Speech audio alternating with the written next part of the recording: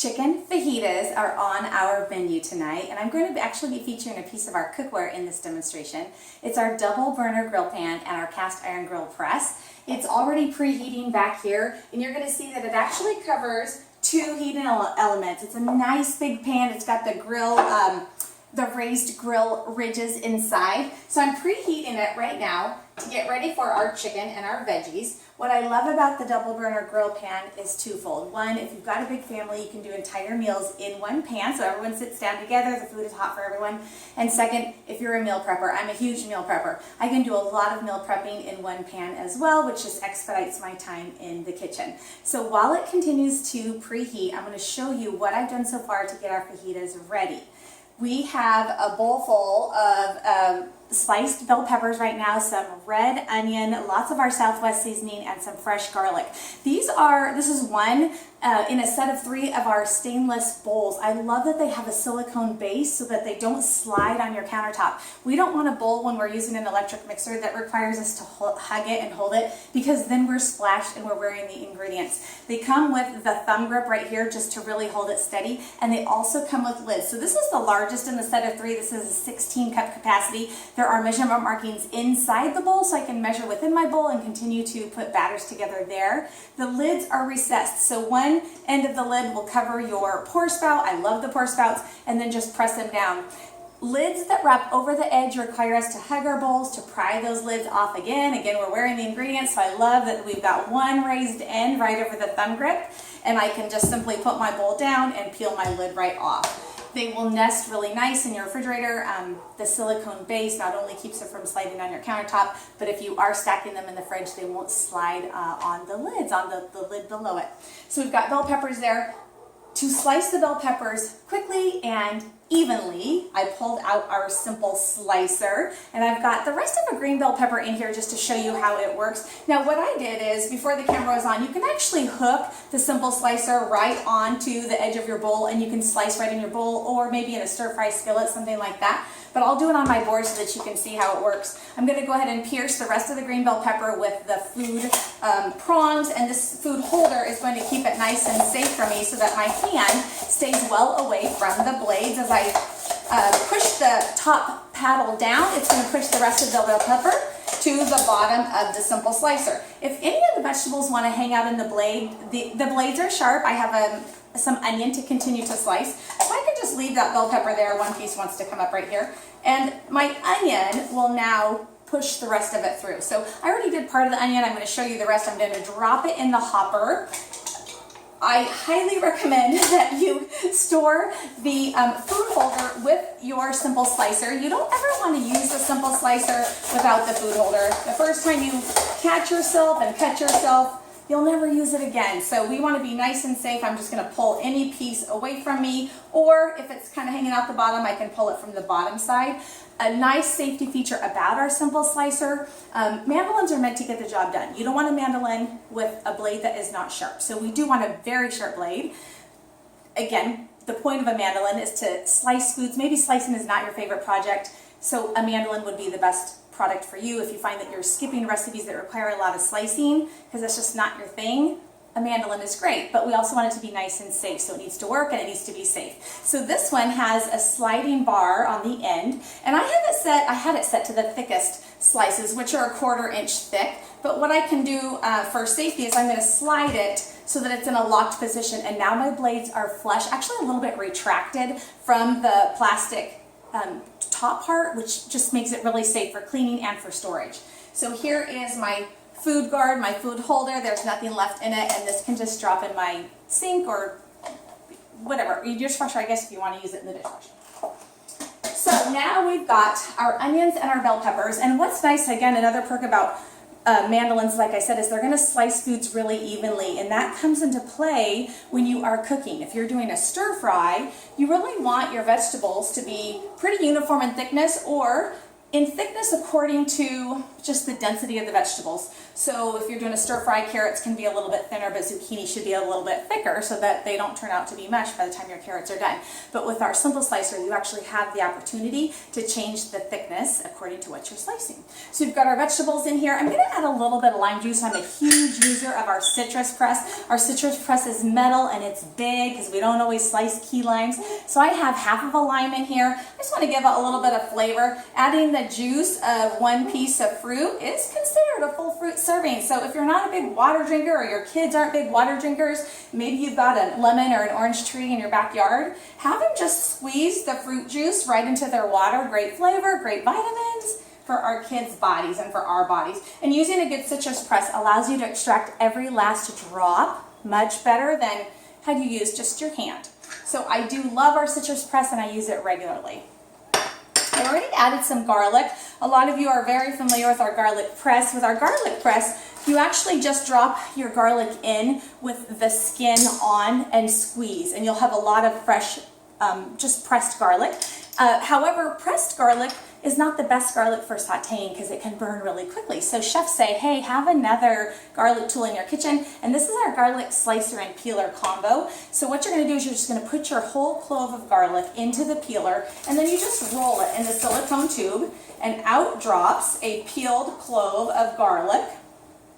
So I actually have two. This one has some bad spots on it, so I'm actually not going to use it. You don't see that until you actually unpeel it.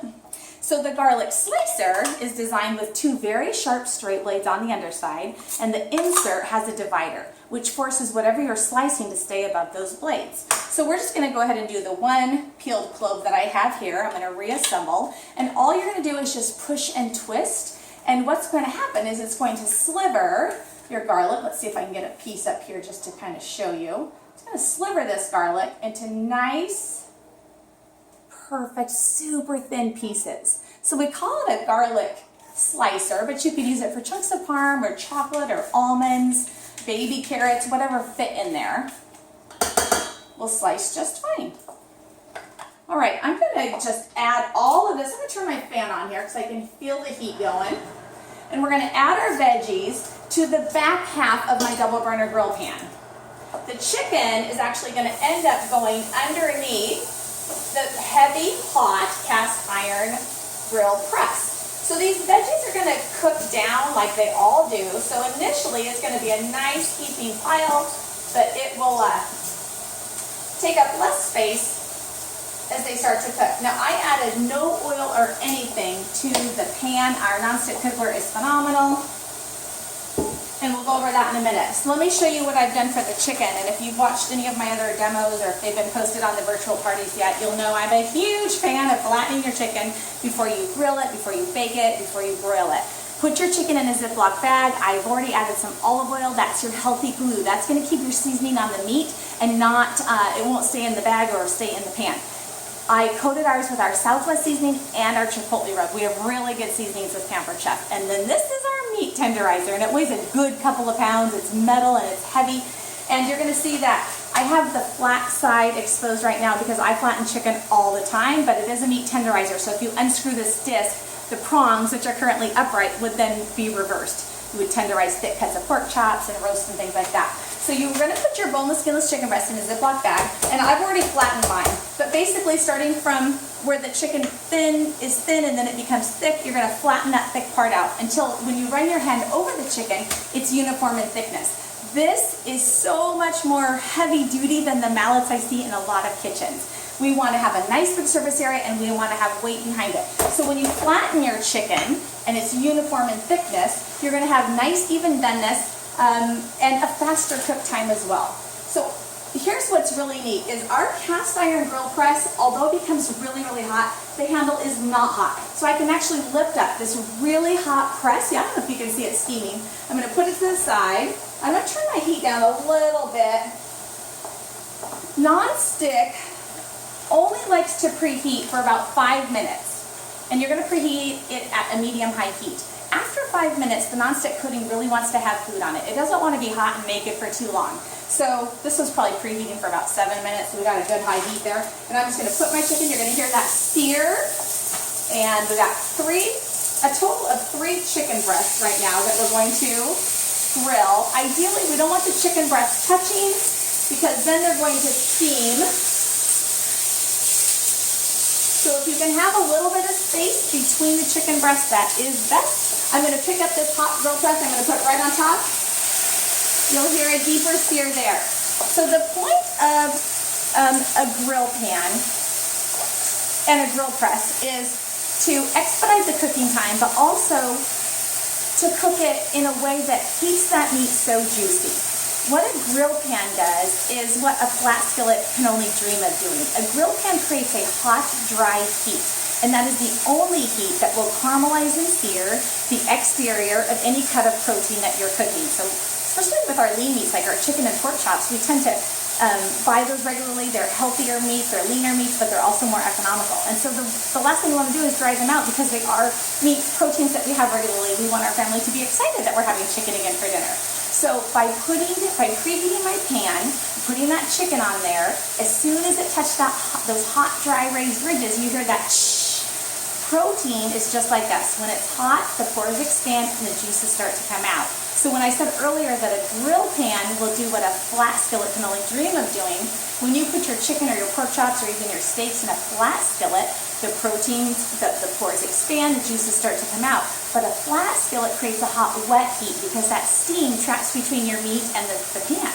So as the pores open, there's no hot air in there to sear or to caramelize. And so the juices just keep coming out. So sometimes when we cook meat in a flat skillet, we look inside and we think, oh, look, it's going to be so juicy. Look at all that juice in the pan.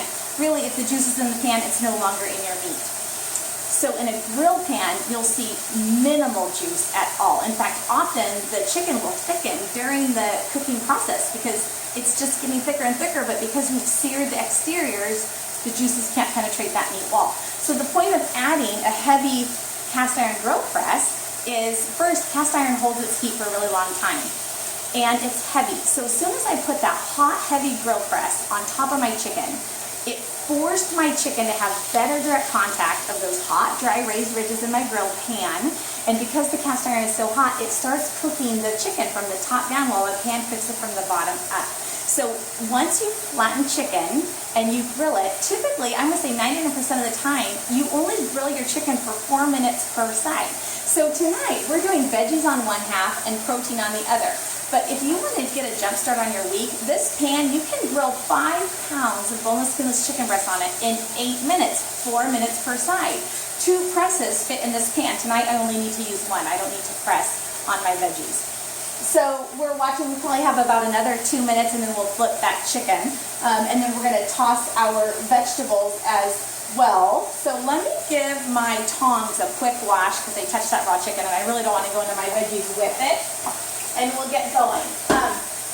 When I meal prep, I will grill a lot of chicken so that I can have it for the whole week, and maybe I might like something that my daughter's not crazy about it. So maybe she's not crazy about fajitas, but she loves chicken fettuccine, so that's fine. I can have some grilled chicken ready to go so that on our busy days I can just toss together some pasta and fettuccine sauce and I can pull grilled chicken from the freezer and she's good to go. Or I can use it for enchiladas later in the week, or I can use it for salads for work. It is so nice to be able to do so much food at one time, and the fact that it's 4 minutes per side, 8 minutes total, that is, I know of no one who wants to spend more time in the kitchen, so this is really, really good. Let's see here. Let me show you, we have a grill pan that would be just a single burner grill pan, and this is the nonstick coating, and you're going to see that all nonstick, as you guys know, it comes as that charcoal color. If your nonstick cookware is brown, that means you've overheated it. So typically nonstick doesn't like to be used at a really high heat. The benefits of this nonstick coating is easy release of food and less oils and healthier cooking. So if you like to really go hot, you probably want to stick more with a stainless steel. However, the design of cookware really comes into play. And I will tell you that the reason this sears so well is the design of the cookware. The base of all of our skillets and all of our saucepans are thick. Thick metal heats up very evenly. The side walls are thinner. Heat transfers faster in thinner metal. So it's not as important in a pan like this that my side walls are thinner, but in a saucepan, when I need to bring water to a boil, I want that base to heat up really evenly, but then I want that heat to radiate at the sides of that saucepan to penetrate the liquid. I always say we love to say spaghetti night is like our easy, fast night at dinner, but honestly, the deciding factor with how fast spaghetti dinner is on the table is how fast your water comes to a boil. And some people have really crummy cookware and they just don't know the difference, but it takes forever for their water to boil and they're waiting and waiting, and then they add the pasta and then it's like flatline. And they're waiting another, 8 minutes or so to come to a boil. So the design in cookware is key, and then how the cookware, how the nonstick coating has been applied is key. This is a 4-layer system. It's currently #1 in the industry. You can actually use metal in our cookware. It's now dishwasher safe. I still wash mine with hot soap and water. It comes out really, really clean. But really, our nonstick cookware is the most family-friendly nonstick cookware that's on the market. And these handles are removable, so if storage is an issue, the handle comes off and they can just nest a little bit better in your cupboard. All right, so let's see how things are going right now. So we're gonna just kind of move our veggies around. This smells so good. So you can certainly turn these into, fajitas, have tortillas and things like that. But when I am meal prepping, I always take my lunch to work, even though they offer lunch for us. I just know me, and I would make not the best choices all the time. So if I take what I want, what I'm going to have for lunch, then I can control, just everything, right? My nutrition, my calories, everything, my macronutrients, all that good stuff. All right, so now I'm going to lift this up and look at this chicken. So this is beautiful. See if I can hold that up for you. Isn't that gorgeous? That's what we want it to look like. So I'm going to go ahead and flip it over. That is absolutely beautiful. With that piece too, you can see that. That's just gorgeous. That's what you want to. And see how it's dripping because I'm squeezing it. All right. So let's get this press is still very hot. Give it a good push. And in 4 minutes, that chicken will be done. Now, when we've gone to the effort to grill our chicken like this, the worst place to cut it up is on your cutting board because you worked so hard to keep the juices inside. So this is a piece of chicken breast or a pork chop or whatever that you want to cut on your plate so that the juices go into your potato or your rice, whatever you want. If you're adding this to a pasta, like I talked about fettuccine alfredo, and let's say I was making it that night, and so I'm going to add fresh grilled chicken to her pasta, I am going to use these. These are called salad choppers, and you're going to see there's a spoon on one side, 2 titanium coated blades, and yes, they are made to make salads. You would take your bowl of all your organic produce and just go to town. Make a chopped salad just like that. I think that salads are an obligatory part of most family dinners, but they're not the most exciting thing to make. So a chopped salad, fast. These make it just so fast. But I think that most owners of our salad choppers use them on hot cooked meat. Carne asada, pollo asada. So this chicken, so if I were to add it to pasta, I would literally hold the chicken with my tongs, and then I would just cut that cooked boneless, skinless chicken breast kind of just in chunks and let the chicken and the juices fall into the pasta or fall into my risotto dish or whatever it's going to be. Tonight I can chop it right over my veggies and kind of mix it together so it's ready to go. I was saying earlier, I can definitely serve those in tortillas, but I also serve it over brown rice quite often and just try to lower my carbs as much as I can. Maybe with a homemade pico de gallo sauce just for some juice, or a little bit of sour cream just for creaminess, and that on brown rice is delicious also. But our salad choppers, it's probably one of our guy favorite tool, this and our garlic press and our knives. We sell a ton of these, and they are wonderful products, and they lock to stay shut. All right, so let's see how these are doing, because it's probably pretty close to being done. Our veggies are looking wonderful, and you can, just like I said, they are not taking up near as much room as they have been. And what I'm going to do is I'm actually going to try to zoom in the camera a little bit more so you can see a little bit better what I'm doing over here. And so again, this is super, super hot. You can see the steam. I'm just putting mine on our silicone trivet right here. It just keeps my stove from getting super, super dirty. And now you can see our chicken. This is beautiful. That looks gorgeous. So this is done. This chicken is beautiful. And I've done this enough that I know this is done. So what I'm going to do, and I don't know if you see, these veggies are just gorgeous and they're perfect. So I'm going to turn my heat off. I'm going to let my chicken just rest with the hot press right on top for a few minutes, but I've turned the gas off, so obviously I'm done with my heat. But this is dinner tonight. Grilled chicken fajitas, double burner grill pan, grill press. If you host a virtual party in May, you get this at 60% off, and I'm sorry I don't know the price by heart, but basically you're gonna pay 40% for it. So it is a host special in May. Any piece of cookware or a set of cookware or even our cast iron skillets, it's an extra perk in the month of May, and you get to grab them at 60% off. As often as we use cookware, it is so nice to have good cookware in our kitchen. It makes dinner time a little less painful. I hope you enjoyed the demo. Thanks for watching.